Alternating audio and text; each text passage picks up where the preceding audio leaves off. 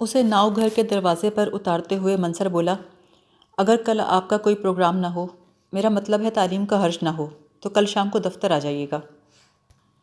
اس کے بعد ایلی کا معمول ہو گیا، سارا دن کتاب سامنے رکھ کر شام کے خواب دیکھتا اور شام کو منصر کے دفتر پہنچ جاتا۔ جب منصر کام سے فارغ ہوتا تو اس کے موٹر سائیکل پر بیٹھ جاتا، پھر شاہ کا جلوس سڑکوں پر گھومتے پھرتے اسٹیفلز ہوٹل جا پہنچتا۔ اگرچہ منصر ایسی باتیں کرنے سے اعتراض کرتا تھا جن سے اس کی علمی برتری ثابت ہو، پھر بھی کوئی نہ کوئی بات چلتے چلتے اس کے منہ سے نکل جاتی، جسے ایلی یوں حفظ کر لیتا جیسے قرآن کی آیت ہو۔ منصر نے کبھی ایلی کو اس بات کا احساس نہ دلایا کہ وہ سعدی کا بھائی ہے یا اس گھرانے کا فرد ہے جہاں ایلی پہ چوری کا الزام لگا تھا۔ اپنے گھر کے متعلق اس نے ایلی سے صرف ایک ہی بات کی تھی، الیاس صاحب، آپ سفید منزل کی طرف نہ جائیے گا ورنہ بڑی قباحتیں اور پیچیدگیاں پیدا ہو جائیں گی، اور ممکن ہے کہ… وہ رک گیا، پھر مسکرا کے کہنے لگا، مجھے یقین ہے آپ ایسی حماقت نہیں کریں گے، لہٰذا جملہ مکمل کرنے کی کیا ضرورت ہے۔ ایک روز انجانے میں منصر کے منہ سے گھر کی بات نکل گئی، جس سے ظاہر ہوتا تھا کہ سعدی بیمار ہے اور کسی اسپیشلسٹ کے زیر علاج ہے۔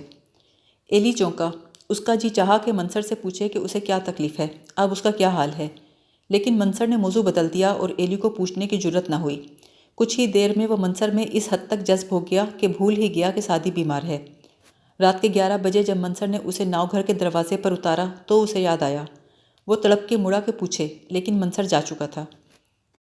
پھر منصر نے باقاعدہ ناؤ گھر آنا شروع کر دیا۔ وہ شام کو باہر آ کر ہارن بجاتا اور ایلی فوراً نیچے اتر آتا۔ موٹر سائیکل کو ناؤ گھر آتا دیکھ کر بھا، جا اور پال حیرانی سے ایلی کو دیکھتے، البتہ جمال یوں کھل جاتا جیسے خربوزہ مٹھاس کی وجہ سے پھٹ جاتا ہے۔ یار ایلی، تم تو کمال ہو۔ لیکن ایلی احساس جرم کا شکار ہو جاتا، اسے لگتا جیسے اس نے جمال کے سفید رنگ کو اپنے مفاد کے لیے استعمال کیا ہے، جیسے اس نے شکار کرنے کے لیے سنہرے بالوں کا دانہ پھینکا ہے، اس لیے وہ جمال سے بات کرنے سے اجتناب کرتا۔ اور نیم چھتی سے نیچے تو وہ جاتا ہی نہ تھا، اگر جاتا بھی تو جاہ سے کتراتا، پھر بھی کبھی نہ کبھی سامنا ہو جاتا۔ جاہ کہتا، ہاں بھائی، آج کل تو ایلی صاحب اونچی ہواؤں میں اڑتے ہیں، ہم رینگنے والے بھلا ان کی نگاہوں میں کہاں سماتے ہیں۔ اور حقیقت بھی یہی تھی، جب سے ایلی منصر سے واقف ہوا تھا اس کے دل میں جاہ کے لیے پہلے جیسا جذبہ احترام نہ رہا تھا۔ منصر سے مل کر اسے پتہ چلا کہ جاہ محض کتابی دنیا میں محصور تھا۔ منصر کی قابلیت دیکھ کر ایلی کو خیال آتا، اگر میں بی اے نہ کر سکا تو یہ لوگ کیا سمجھیں گے، شاید وہ ایک انڈر گریجویٹ کو درخور اعتنا نہ سمجھیں۔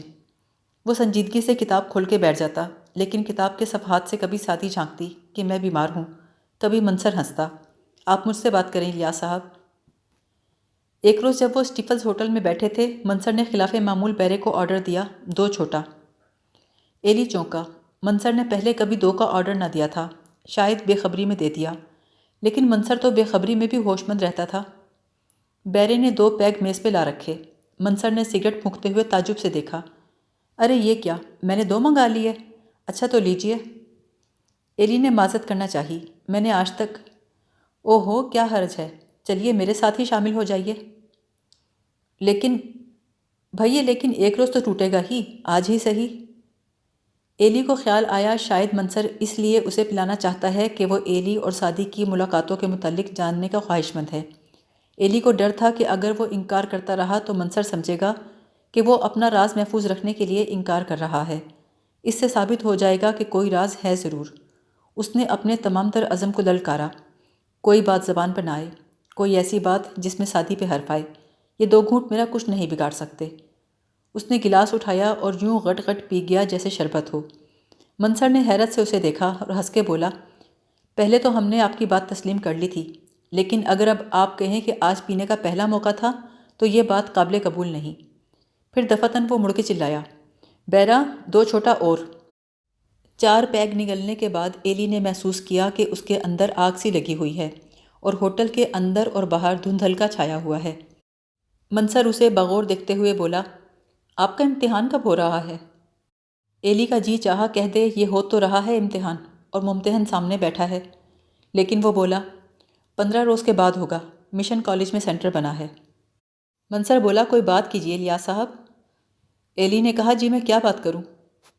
کوئی شعر ہی سنا دیجیے، مجھے شعر بہت اچھے لگتے ہیں، ایک کیفیت کو چند الفاظ میں کہہ دینا بہت بڑی بات ہے، ہم تو بہت سے الفاظ میں بھی نہیں کہہ سکتے۔ ایلی کو اس وقت کوئی شعر یاد نہ آ رہا تھا۔ دفعتاً منصر نے بات کا رخ بدلا۔ الیاس صاحب، ذرا اس واقعے کی تفصیل تو بتائیے جو ہماری ملاقات کا موجب ہوا۔ میں کسی خاص مقصد سے نہیں پوچھ رہا، بس ویسے ہی میرے دل میں استفسار پیدا ہوا ہے۔ ایلی نے اپنے آپ کو پتھر بنانے کی کوشش کی اور سیدھا ہو کر بیٹھ گیا۔ بات وہی تھی جو میں نے آپ کو بتا دی تھی، میں نے کوئی تفصیل چھپائی نہیں۔ منصر نے کہا۔ پھر بھی آپ پوچھئے، کون سی خصوصی تفصیل؟ ابتدا ادھر سے ہوئی تھی الیاس صاحب، یا آپ کی طرف سے؟ ادھر سے نہیں، میری طرف سے۔ پھر ادھر سے کیا رد عمل ہوا؟ اظہار نفرت۔ منصر ہنسنے لگا۔ آپ تو کسر نفسی سے کام لے رہے ہیں۔ نہیں، یہی سچ ہے، مجھے کال کلوٹے کا خطاب دیا گیا۔ تو کیا آخری واقعے کے متعلق وہ تجویز آپ کی ہی تھی؟ جی ہاں۔ آپ کا مقصد کیا تھا؟ آپ نے یہ نہ سوچا کسی کی زندگی تباہ ہو جائے گی؟ نہیں، میں نے نہیں سوچا۔ اور آپ کی تجویز آسانی سے منظور کر لی گئی؟ آسانی سے نہیں، میں نے خودکشی کی دھمکی دی تھی اس لیے۔ اور وہ زیور، کیا وہ آپ کے کہنے پہ لایا گیا تھا؟ نہیں، بلکہ اگر وہ اٹیچی نہ ہوتا تو ہم جا چکے ہوتے۔ میں نے اسے ساتھ لے جانے سے انکار کر دیا تھا۔ پھر آپ موقع سے بھاگ کیوں گئے تھے؟ میرے دوست مجھے زبردستی گھسیٹ کر لے گئے تھے۔ منصر کہکہا مار کے ہنسا۔ آپ بھی خوب ہیں الیاس صاحب۔ کچھ دیر بعد اس نے پوچھا، اگر آپ لوگ چلے جاتے تو کیا کرتے؟ شادی کرتے، ایلی نے جواب دیا۔ آپ کے والدین حیات ہیں؟ جی۔ تو پھر ظاہر ہے وہ آپ کی مدد کرتے۔ نہیں، والد صاحب کی 3 بیویاں ہیں۔ اوہ، اور آپ کی اپنی والدہ؟ وہ ان کی پہلی بیوی ہیں۔ ایلی کا ضبط ختم ہو رہا تھا۔ ہوٹل کا کمرہ اس کی نگاہوں کے سامنے لٹو کی طرح گھوم رہا تھا۔ منصر اصرار کر رہا تھا کچھ کھائیے، لیکن ایلی کا کچھ کھانے کو جی نہیں چاہ رہا تھا۔ اس نے جواب دیا، میری طبیعت ٹھیک نہیں۔ منصر بولا، تو چلیے چلتے ہیں۔ موٹر سائیکل پر بیٹھ کر ایلی نے مضبوطی سے منصر کو پکڑ لیا۔ اگرچہ وہ خود کو سنبھالنے کی کوشش کر رہا تھا، پھر بھی وہ یہ محسوس کر رہا تھا کہ ابھی کہیں گر کر بے ہوش ہو جائے گا۔ جب موٹر سائیکل رکا تو نشے کی وجہ سے ناؤ گھر کا چھوٹا سا دروازہ سفید منزل کا بڑا سا پھاٹک دکھائی دینے لگا۔ آئیے، منصر نے اپنا ہاتھ اس کے شانے پہ رکھ دیا۔ بیٹھیے۔ ایلی نے غور سے دیکھا۔ یہ کمرہ بالکل ویسا ہی دکھائی دے رہا تھا جہاں چند روز پہلے ایلی کو چور کی حیثیت سے بند کیا گیا تھا۔ منصر نے ایلی کو واضح طور پر کہا تھا کہ آپ کا ہمارے گھر جانا یا کسی قسم کا رابطہ پیدا کرنا ہمارے لیے باعث تکلیف ہوگا، اور اب جبکہ ہمارے دوستانہ مراسم ہو چکے ہیں، اگر آپ نے چوری چھپے کوئی بات کی یا مجھ سے کوئی بات چھپائی تو مجھے دکھ ہوگا۔ لیکن اس وقت نہ جانے کیوں وہ ایلی کو اپنے گھر لے آیا تھا۔ منصر بولا، مجھے دفعتاً خیال آیا الیاس صاحب کہ اس حالت میں آپ کو اپنے لاج میں نہیں جانا چاہیے۔ آپ ابھی ٹھیک ہو جائیں گے، تھوڑی دیر آرام کر لیجئے، میں ابھی آیا۔ یہ کہہ کر منصر اوپر چلا گیا۔ ایلی کی حالت خراب ہو رہی تھی، اس کے جسم میں شعلے بھڑک رہے تھے، منہ سخت کڑوا ہو گیا تھا۔ اس کی طبیعت بری طرح گھبرائی، وہ باہر بھاگا۔ سامنے زینے کا وہی حصہ تھا جہاں وہ کئی بار آ چکا تھا۔ اس نے لپک کر کنڈی کھولی اور قے کرنا شروع کر دی۔ قے آنے کے بعد اس کی طبیعت ہلکی ہو گئی۔ اس نے کمرے پر حسرت بھری نگاہ ڈالی۔ فرش پر سگریٹ کے 2-3 ٹوٹے پڑے تھے اور سیڑھیوں کے نزدیک ماچس کی چند جلی ہوئی تیلیاں۔ اسے وہ ملاقاتیں یاد آ گئیں جب وہ زمین پر بیٹھ جایا کرتا تھا اور وہ کہا کرتی تھی، آپ بیٹھ کیوں گئے، آپ تو بالکل گنوار ہیں۔ منصر زینہ اترتے ہوئے بولا، یہاں کھڑے کیا کر رہے ہیں آپ؟ کمرے میں بیٹھنے کے بعد منصر ادھر ادھر کی باتیں کرنے لگا، پھر اچانک بولا، پردے کے بارے میں آپ کی کیا رائے ہے؟ ایلی نے کہا، میں کچھ سمجھا نہیں۔ منصر کہنے لگا، ہمارے گھر میں آپ کی حیثیت ایک اجنبی کی ہے، لہٰذا کوئی وجہ نہیں کہ آپ سے خصوصی سلوک کیا جائے۔ ایلی کو منصر کی بات سمجھ نہیں آ رہی تھی، وہ خاموش رہا۔ منصر کہنے لگا، اگر ہمارے گھر کے لوگ آپ کے سامنے آتے ہیں تو چھپ کر کیوں، منظر عام پر آئیں سب کے سامنے۔ ایلی نے کہا، میں ابھی بھی نہیں سمجھا۔ منصر بولا، دقت یہ ہے کہ میں خود بھی نہیں سمجھ رہا۔ دراصل یہ مسئلہ اس قدر ٹیڑھا ہے کہ میں نے آج تک اس مسئلے پہ غور ہی نہیں کیا تھا۔ ایلی نے کہا، جی کیا سمجھے آپ؟ جی کچھ بھی نہیں۔ منصر ہنسا۔ تعجب کی بات ہے، ہم دونوں اس قدر قریب ہیں پھر بھی بیگانہ ہیں، اور اس قدر دور۔ سگریٹ پیجئے۔ اوہ، آپ تو پیتے ہی نہیں۔ ایلی کو منصر کی باتیں بالکل سمجھ نہ آ رہی تھیں۔ نہ جانے وہ رنگیلا راجا کہنا کیا چاہ رہا تھا، شاید نشے میں ادھر ادھر کی ہانک رہا تھا۔ پھر منصر نے بات کا رخ بدلا۔ آپ کو ٹینس سے دلچسپی ہے؟ جی ہاں، کبھی کبھی ہاسٹل میں کھیلا کرتا تھا۔ آپ کو معلوم ہے پنجاب ٹینس چیمپئن شپ کا فائنل ہو رہا ہے؟ جی نہیں۔ تو آپ کو معلوم ہونا چاہیے کہ کل شام 4 بجے لارنس پارک کے گراؤنڈ میں یہ میچ ہوگا اور آپ ہمارے ساتھ وہاں جا رہے ہیں۔ آپ 4 بجے وہاں پہنچ جائیے گا، وہیں ملاقات ہوگی۔ اگلے روز ایلی جب ٹینس میچ کے میدان میں پہنچا تو اس کی حیرت کی انتہا نہ رہی۔ منصر کے ہمراہ باجی، سعدی اور ایک معمر خاتون تھی۔ آئیے آئیے، منصر چلایا، یہ ہیں الیاس صاحب، اس نے خاتون کو مخاطب کر کے کہا، اور آپ والدہ صاحبہ ہیں، اور انہیں، اس نے سعدی اور باجی کی طرف دیکھ کر کہا، انہیں تو آپ جانتے ہی ہیں۔ ایلی نے جھک کر والدہ کو سلام کیا اور شدید خواہش کے باوجود سعدی اور باجی کو دیکھنے سے باز رہا۔ منصر نے ایلی کو چھپ کر ملنے سے منع کیا تھا، لیکن سب کے سامنے ملوانے سے گریز نہ کیا تھا۔ کس قدر پروقار تھا وہ۔ کھیل کے دوران ایلی نے 2 بار سعدی کی طرف دیکھا۔ اس کے ہونٹوں پر ایسے مسکراہٹ تھی جیسے وہ سکندر اعظم ہو جو دریائے جہلم کے کنارے کھڑا ہو۔ کھیل کے وقفے میں منصر نے بیرے کو آواز دی، لیکن اس کی آواز کسی نے نہ سنی تو وہ خود اٹھ کر چلا گیا۔ والدہ نے مسکرا کر ایلی کی طرف دیکھا۔ ایلی نے کچھ کہنے کی غرض سے کہا، کہیے آپ کے مزاج اچھے ہیں؟ وہ مسکرائیں۔ کبھی مجھ سے ملو، مجھے تم سے بات کرنی ہے۔ جی، ایلی نے جواب دیا۔ گھر پر آنا، کوئی 12 بجے کے قریب۔ جی بہت اچھا، ایلی نے جھکی جھکی نگاہوں سے جواب دیا۔ گھڑی دے دیجیے انہیں، کہیں 2 بجے نہ آ جائیں۔ ضرور آنا بیٹا، والدہ نے یوں کہا جیسے سعدی کی بات سنی ہی نہ ہو۔ جی بہتر، میں انتظار کروں گی۔ منصر کی آمد پر وہ چپ ہو گئیں۔ منصر آ کے کرسی پر بیٹھ گیا۔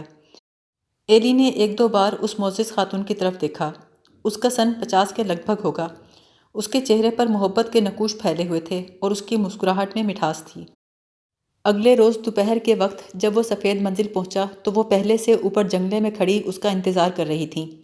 ایلی کو دیکھ کر اسے رکنے کا اشارہ کیا، پھر دروازہ کھول دیا، اور جب وہ اندر داخل ہو گیا تو دروازہ بند کر لیا۔ رسمی سلام دعا کے بعد والدہ نے کہا، مجھے اپنی بچیوں سے بڑی محبت ہے، کیا کروں، مجھے کچھ سمجھ میں نہیں آتا، اور چھوٹی تو بہت ہی لاڈلی ہے، بہت زیادہ۔ اس کی آنکھوں میں آنسو آ گئے۔ دفعتاً اس نے موضوع بدلا، تم بڑے اچھے ہو، تم سے مل کر بہت خوشی ہوئی، مجھے تم سے بھی اتنی ہی محبت ہے جتنی۔ وہ رک گئی۔ ایلی کہنے لگا، آپ کی بڑی نوازش ہے۔ وہ بولی، مجھے زیادہ باتیں کرنا نہیں آتی بیٹا۔ ایلی کو اپنے رسمی جملوں پر شرمندگی سی ہوئی۔ آؤ اس کمرے میں آ جاؤ، اگر امان کو پتہ چلے کہ تم آئے ہو تو پتہ نہیں کیا کر دے، بڑا جوشیلا ہے امان۔ امان؟ ایلی نے دہرایا۔ ہاں وہ ہمارا عزیز ہے، اللہ رکھے بڑی کا منگیتر ہے، چھوٹی کی منگنی ابھی نہیں ہوئی ہے۔ جب وہ بغلی کمرے میں داخل ہوا تو قریب ہی ہنسی کی آوازیں سنائی دیں۔ سعدی اور باجی بیٹھی کانا پھوسی کر رہی تھیں۔ بیٹھ جاؤ بیٹا، اب تم سے کیا پردہ ہے۔ ایلی سر جھکا کر ادب سے بیٹھ گیا۔ سعدی نے باجی کے کان میں کہا، دوپٹہ لا دو انہیں باجی۔ اس نے جان بوجھ کر اتنی آواز میں کہا کہ ایلی سن لے۔